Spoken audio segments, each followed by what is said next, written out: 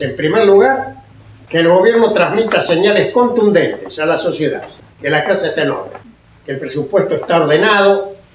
que el balance de pago está fuerte, que tenemos un tipo de cambio competitivo, que la política monetaria contribuye a la estabilidad, es decir, que los actores económicos y sociales y el conjunto de la sociedad tengan la seguridad de que tienen un respaldo de un país que funciona. Y entonces sobre esa base sentarse a discutir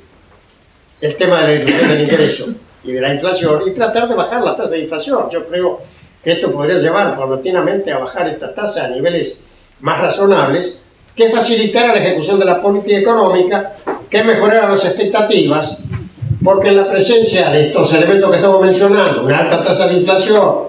escasez de divisas, necesariamente las expectativas no son favorables. Las expectativas son muy importantes para estimular la inversión, para generar condiciones de crecimiento y, vuelvo a insistir, en un funcionamiento más ordenado de los precios relativos, de la distribución del ingreso. Así que tenemos allí una serie de desafíos importantes respecto de la administración de corto plazo de la economía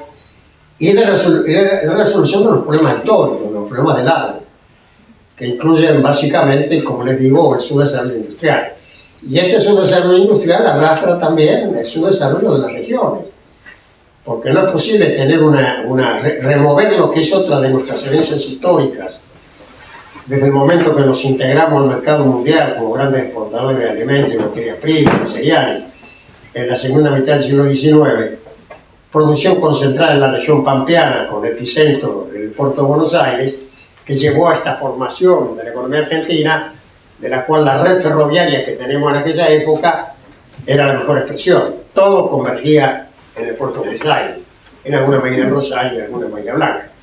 Entonces, esa estructura dio lugar al desequilibrio, a la concentración de la población y incluso del poder político en la región metropolitana, y todo el desarrollo que tuvimos posterior, después del 30, generó una serie de cambios, pero la malaria esta que nos tocó con el neoliberalismo volvió a concentrar en los medios financieros del puerto el manejo de la situación y terminamos como terminamos. Entonces, yo creo que esto es uno de los puntos que tenemos que tomar en cuenta en términos de cómo nos posicionamos frente al futuro. Y esto trae aparejadas otras cuestiones también de la estructura productiva. Argentina es un país muy extranjerizado. De las 500 mayores empresas argentinas, más de 300 son filiales de corporaciones transnacionales, generan más del 80% del valor agregado. Y plantea problemas como el que yo estaba recordando en el industria automotriz. Y hemos tenido en América Latina, no solo en la Argentina, una actitud frente a la inversión extranjera muy distinta de la que tienen los chinos, la tuvieron en su momento los japoneses, o los Corea, o Taiwán y algunos otros países emergentes de Asia, donde han atraído inversión extranjera, pero lo han atraído para traer tecnología, abrir mercados de exportación y sin perder el control de los intereses locales, de las políticas públicas, de las empresas propias en la estructura productiva. Es decir, un aporte complementario externo. Acá pasó al revés.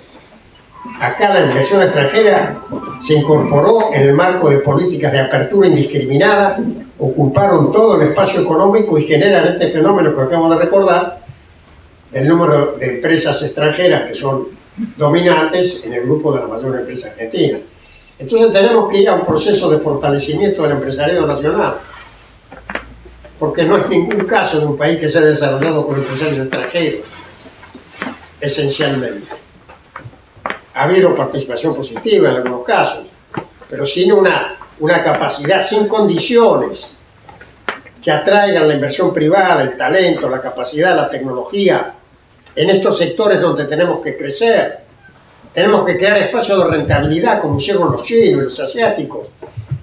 condiciones de rentabilidad en lo que sabemos que tenemos que hacer, por ejemplo, en la cuestión automotriz o la cuestión electrónica, conjugar una serie de políticas que generen los incentivos de largo plazo para atraer la inversión privada y el talento, y desde luego con los castigos cuando las condiciones y los compromisos no se cumplen, que es exactamente lo que han hecho los países asiáticos. Entonces necesitamos reconocer que vivimos en una economía de mercado, en el cual es necesario tener fuertes políticas públicas y donde el empresariado nacional tiene que ser protagonista, con una fuerte participación del movimiento obrero en una sociedad pluralista como la nuestra, y lograr entonces esta combinación virtuosa del trabajo, de la producción, de la inversión, en la mesa de negociación. Están dados los elementos económicos para que esto sea posible. Lo que tenemos que construir, digamos, son los consensos políticos indispensables para que esto realmente permita desplegar el potencial argentino. Así que yo diría que estos son los desafíos que tenemos planteados en nuestros principios del siglo XXI. Este siglo XXI puede ser un gran siglo, porque si nosotros enfrentamos estos problemas que estamos recordando, el despegue argentino puede ser realmente muy fuerte. Y corremos también el riesgo de la mediocridad y la medianía. Si seguimos atados, digamos, a las viejas restricciones de la estructuración industrial, de la dependencia, digamos, del excedente del agro para sostener una industria desequilibrada, si además tenemos el problema energético, entonces esto nos va a proyectar a futuro un país que sobre la base de una riqueza inmensa permite un cierto nivel de vida, igual de todos modos con muchas desigualdades que se pueden en alguna medida enfrentar con políticas focalizadas, pero que no van a permitir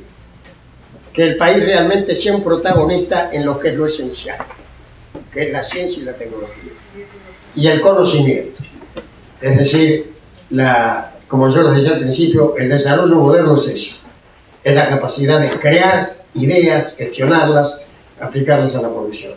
Y tenemos los medios necesarios, y en este sentido yo creo que ha habido en los últimos tiempos algunos avances muy importantes. Por ejemplo, la creación del Ministerio de Ciencia y Tecnología, la importancia que se le ha dado a la educación, a la técnica, los fondos del CONICET. Hay una serie de indicaciones de que se reconoce la importancia de la actividad científica y tecnológica. Pero claro, esto tiene que estar articulado con un proceso de transformación de la estructura productiva, donde se plantean las cuestiones que estoy diciendo. Entonces yo creo que estas son las opciones que tenemos, y por eso es tan importante que podamos discutir, como lo estamos haciendo esta noche, sobre estos desafíos que se le presentan al país, estas oportunidades, cuáles son las perspectivas que se abren en el mundo. Por ejemplo, yo les recordaba que la aparición de China como una potencia de primer nivel mundial es un hecho positivo, porque se han incorporado al mercado mundial centenares de millones de seres humanos, no solo chinos, sino otros países asiáticos, se han incorporado básicamente en el sector productor de manufacturas, y esto ha llevado a un aumento fenomenal de la demanda de alimentos y materias primas, de combustibles, de minerales, de todas estas cosas. Y esto ha provocado una mejora sustantiva de los precios, y a nosotros nos ha venido bien, nos han aumentado los recursos. Pero cuidado de que no terminemos siendo el apéndice, la periferia de China, que la relación que establezcamos con China sea exactamente igual que la que establecimos con Inglaterra en el siglo XIX. Le compramos manufactura, le vendemos trigo y traemos capitales, y de ahí nunca se sale del atraso al desarrollo. Entonces tenemos que tener con China una relación, manejarse con mucho cuidado, porque es un gran mercado, es un hecho muy positivo que se hayan abierto nuevos espacios en el mercado mundial, pero es un competidor muy fuerte que no solo ha ganado gran capacidad competitiva industrial, sino que tiene un formidable poder financiero, que a diferencia del poder financiero que tienen los países occidentales, donde el dinero lo administran los bancos y es un objeto de ganancia privada, las reservas que tiene China, que son de más de 3 billones de dólares, son un instrumento de la política nacional, son parte del poder del Estado Nacional. Esto le da una capacidad de penetración, competitividad, más potencial financiero, que lo tenemos que manejar con mucho cuidado, porque si no vamos a terminar comprando la manufactura de China, ferrocarril y cuantas cosas hay, y no vamos a producir lo que tenemos que producir nosotros, teniendo los medios necesarios. Entonces quiero decir que este mundo que estamos viviendo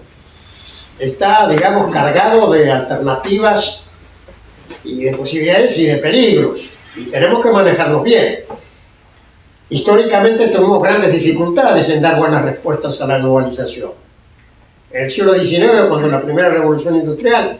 nos pusimos en una posición de abastecedor de materias primas. Y después de la crisis del 30 comenzamos nuestro proceso de transformación, nos quedamos a mitad de camino y después vino esta calamidad neoliberal y nos sometimos a la especulación financiera, es decir, dimos las peores respuestas imaginables a las señales del mercado mundial. Ahora tenemos señales muy claras y tenemos que dar las respuestas adecuadas. ¿Adecuadas para qué? Para que la inserción nuestra en el mundo sea compatible con nuestra transformación, con la inclusión social, con la integración territorial, con el desarrollo de la región. Así que estos son los temas que tenemos hoy los argentinos en la mesa de discusión. Y es por eso, vuelvo a decir, que me parece tan importante que a lo ancho y largo del país nos podamos reunir, como lo estamos haciendo aquí esta noche, para hablar de estos problemas. Muchas gracias.